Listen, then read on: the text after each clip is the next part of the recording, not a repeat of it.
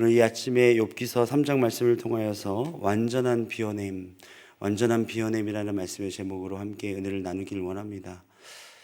여러분, 하나님의 뜻을 알기란 매우 어렵습니다. 우리 인생 가운데 하나님의 뜻과 하나님의 그 의미가 무엇인지 인생 가운데 발견하는 것이 어떨 때는 참 쉬운 것 같다가도 하나님의 그 의중이 무엇인지 발견하기가 참 어려운 것이 우리의 인생입니다.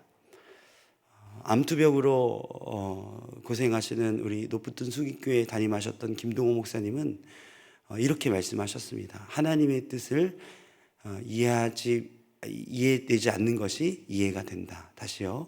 하나님의 뜻이 이해되지 않는 것이 이해가 된다. 하나님의 뜻을 아는 것은 그만큼 어렵다는 뜻을 비유적으로 말씀하셨던 것 같습니다. 우리가 잘 부르는 찬양 중에 이런 찬양이 있습니다. 다 표현 못해도 표현하리라. 다 알지 못해도 알아가리라. 하나님을 향한 우리의 뜻은요, 마치 이런 거와 같습니다. 그 뜻을 완전하게 알고 그 뜻을 다 품고 살아간다는 것은 불가능하다는 것을 이 찬양에서도 표현하고 있습니다. 하나님의 마음과 뜻을 다 안다는 것은 그것은 거짓일 수 있습니다. 온전하고 크신 그 하나님의 뜻을 부족한 인간이 이해하기란 그 지식과 총명이 부족한 것이 당연한 것입니다. 하나님께서 그 뜻을 우리에게 펼치실 때 우리는 매우 고통스러울 때가 있습니다. 왜냐하면 그 완전하고 크신 뜻을 다 알 수가 없기 때문이죠. 그래서 우리 인생 가운데 펼쳐지는 답답하고 어렵고 힘든 일들에 우리는 그 문제 앞에서 무너지기 마련입니다.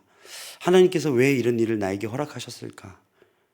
죽기보다 힘든 이런 상황을 왜 내 인생 가운데 과연 펼쳐내셨는가? 우리는 이런 질문 속에서 우리의 삶을 계속해서 연장해 나가고 있는 것 같습니다. 그러나 분명한 것은 하나님께서 우리를 향한 그 뜻은 완전하고 완벽하다는 사실을 여러분 이 시간 다시 한번 믿으시길 바랍니다. 하나님은 우리의 부족한 인생을 통하여서 하나님의 그 크신 뜻과 아름다우신 그 뜻을 이루어 가고 계신다는 사실을 여러분 꼭 믿으시길 바랍니다. 하나님께서 우리 인생을 통하셔서 하나님의 그 뜻을 이루어 가기 위해서는요, 하나님께서 우리를 단련시키는 그 훈련의 과정이 분명히 있습니다.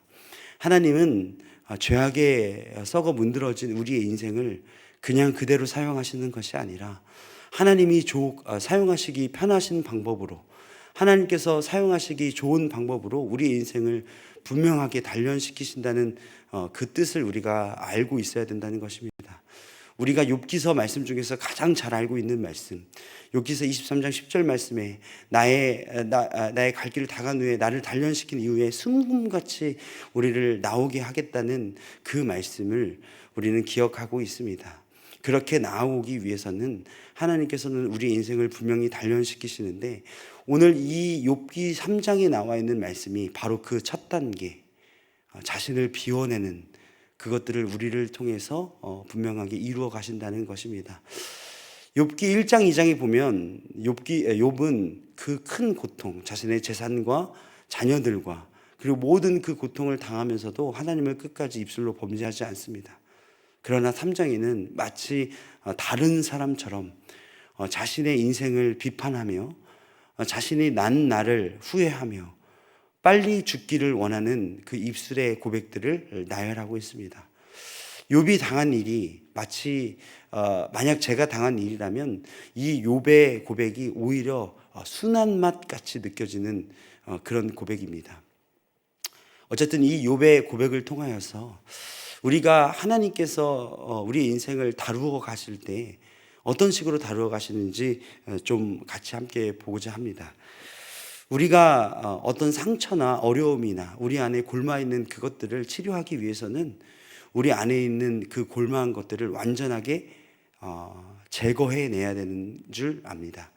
여러분, 우리의 상처가 골랐을 때 병원에 가면 제일 먼저 하는 일들이 뭐냐면 그 골문 부위를 완전히 긁어내는 일입니다. 여러분, 그런데 그 긁어내는 일들이 여러분 결코 쉽지 않습니다. 매우 아픈 고통과 여러 가지 어려움들이 있습니다. 그러나 그 아픈 고통이 싫다고 해서 골문 부위를 완전히 짜내고 긁어내지 아니하고 겉만 봉합한다면 그 상처와 고통은 아물 수는 있겠지만 분명히 흉이 지게 되어 있습니다. 완전한 치료를 위해서는 내 안에 있는 골마 있는 부분을 완전히 긁어내야 된다는 것이죠. 오늘 욥은 바로 그런 과정을 겪고 있는 것입니다. 그 인생 가운데 가장 완전한 자였고 하나님 앞에서 합당한 자였지만 그 인생 가운데서도 그도 분명히 죄인이었습니다. 하나님은 욥의 삶을 통해서 그의 골마 있는 부분, 가장 밑바닥까지 긁어내시는 작업을 오늘 하고 계신다는 사실을 말씀을 통해서 저는 깨달을 수 있었습니다. 골문 것을 짜내는 작업, 긁어내는 작업은 바로 무엇이냐? 자기 자신을 완전히 되돌아보는 그런 작업입니다. 여러분, 우리 인생 가운데 우리의 인생을 가장 깊이, 가장 낮은 곳에서 볼 수 있는 기회는 그렇게 흔치 않습니다. 우리 인생 가운데서 내 자신을 완전한 낮은 부분에서, 완전히 밑바닥에서 내 인생을 바라보기는 쉽지 않습니다. 그러나 하나님은 이 욥의 인생을 통하여서 욥을 완전히 낮은 자로 만들어서 그의 인생을 되돌아보고 그의 인생을 깊이 성찰하게 했습니다. 그런데 욥은 그 성찰의 과정에서 자신의 인생을 한탄하며 자신이 태어났다는 것을 후회하고 있는 모습을 오늘 본문에서 볼 수 있습니다. 여러분, 그러나 자신의 삶을 한탄하고 자신이 아무리 고통스럽더라도 하나님의 크신 일들은 나의 인생과 무관하게 여전히 완벽하게 이루어 간다는 사실을 여러분 꼭 기억하셔야 합니다. 내 인생이 무너지고 힘이 들고 조금의 위기와 무너짐이 있다고 하나님의 일이 멈추어지는 것이 아닙니다. 그런데 우리의 인생 가운데 어려운 일을 당하면 마치 하나님이 계시지 않는 것처럼, 하나님은 일하고 계시지 않는 것처럼, 하나님은 내 삶에 전혀 개입하시지 않고 나의 삶에는 아무 관심이 없는 것처럼 느껴질 뿐이라는 사실을 여러분 기억하셔야 된다는 것입니다. 여러분, 우리의 아픈 고통 속에서도, 삶이 무너지고 눈물 나는 삶의 그 현장 속에서도 하나님은 하나님의 크신 일들을 이루어가고 있다는 사실을 우리는 오늘 본문 말씀에서 볼 수 있습니다. 그렇다면 우리 인생 가운데서 이 낮은 자리에서, 이 삶의 골맞은 그 부분을 짜내는 그 자리에서, 그 어려운 자리에서 우리는 과연 하나님 앞에 어떤 마음가짐으로, 어떤 우리의 생각으로 하나님을 보아야 할까? 그것을 오늘 말씀을 통해서 좀 보고자 합니다. 오늘 본문 말씀에 보면 욥이 정말 한탄하는 이야기가 나오는데, 오늘 본문 말씀 20절과 21절 말씀을 같이 한번 좀 읽겠습니다. 함께 읽겠습니다. 시작. 어찌하여 고난당하는 자에게 빛을 주셨으며 마음이 아픈 자에게 생명을 주셨는고, 이러한 자는 죽기를 바라도 오지 아니하니 땅을 파고 숨긴 보배를 찾음보다 죽음을 구하는 것을 더하다가 라고 이야기하고 있습니다. 여러분, 우리가 하나님 앞에서 자신을 완전하게 바라보기 위해서는 첫 번째 무엇이냐? 자신의 감정을 그대로 하나님 앞에 드릴 필요가 있는 것입니다. 여러분, 건강한 사람은요, 자신의 감정과 자신의 생각을 하나님 앞에 그대로 드릴 수 있는 힘과 용기가 있습니다. 우리가 어떤 고통을 당하는 사람, 그리고 어려움을 당하는 사람과 이야기하다 보면 자신의 어려움과 고통을 드러내지 못하는 사람을 만날 수 있습니다. 물론 관계가 그렇게 잘 되지 않아서 이야기하지 못하는 경우도 있지만, 자신이 왜 아픈지, 어디가 아픈지, 어떻게 아픈지를 이야기하지 못하는, 건강하지 못한 심리 상태를 가진 사람들을 만나볼 수가 있습니다. 여러분, 그러나 완전한 우리의 다시 태어남, 우리의 완벽한 하나님의 다루심을 제대로 우리가 경험하기 위해서는 우리의 생각과 마음을 그냥 그대로 하나님 앞에 올려드릴 수 있는 우리의 용기와 힘이 필요하다는 사실을 여러분 기억하시길 바랍니다. 가족 앞에서도 내 감정을 솔직하게 이야기하지 못하는 그 습관으로 하나님 앞에서도 내 감정을 숨겨버리는 그런 사람들이 있습니다. 기도할 때도 외식적으로 겉으로만 하나님 앞에 올려드리는 경우가 있습니다.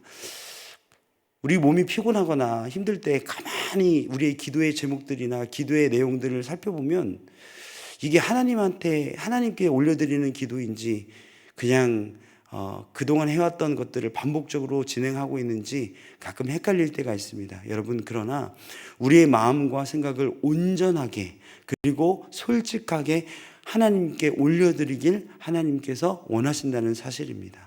여러분, 자녀들 다 키워보셨죠?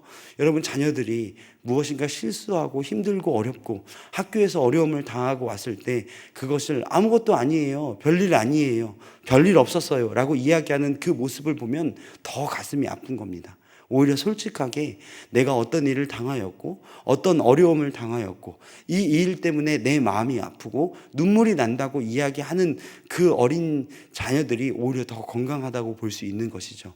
여러분, 간절히 소원하기는 오늘 하나님 앞에 기도 올려드릴 때는 우리의 감정과 생각을 꾸밈 없이 그리고 외식 없이 하나님 앞에 올려드릴 수 있는 그런 성도 여러분이 되시길 간절히 소원합니다.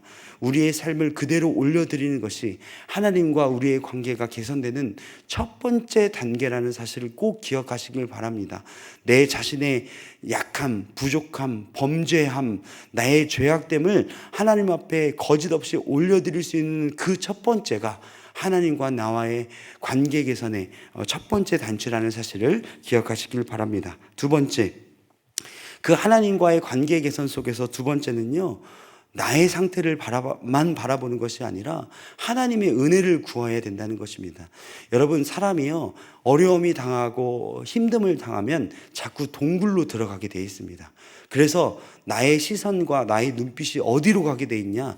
나의 상태, 나의 환경, 나의 현재의 모습으로만 시선이 가게 되어 있는 것이 사람입니다.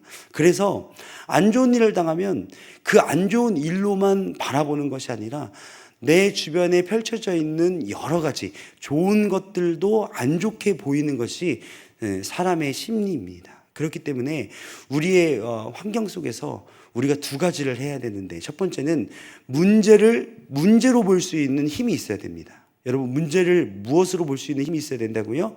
문제로 볼 수 있는 힘이 있어야 된다는 것입니다. 객관적으로 그 문제를 바라볼 수 있는 능력이 있어야 된다는 것입니다. 두 번째는 나의 안됨과 못됨과 나의 신세를 한탄하는 그 동굴 속으로 들어가는 것이 아니라 그 가운데서 하나님의 은혜를 구할 수 있는 믿음의 성도가 되어야 된다는 사실을 기억하셔야 합니다.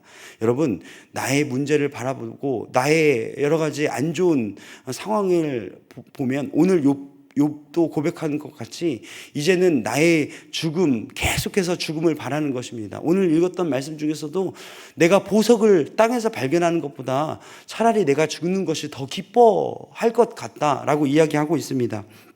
또한 내가 먹는 것도, 내가 물을 마시는 것도 다 쓸데없는 것이라고 자꾸만 동굴 속으로 들어가는 욥의 모습을 볼 수 있습니다. 그런데 이것이 욥에게만 한정되는 문제가 아니라는 것입니다.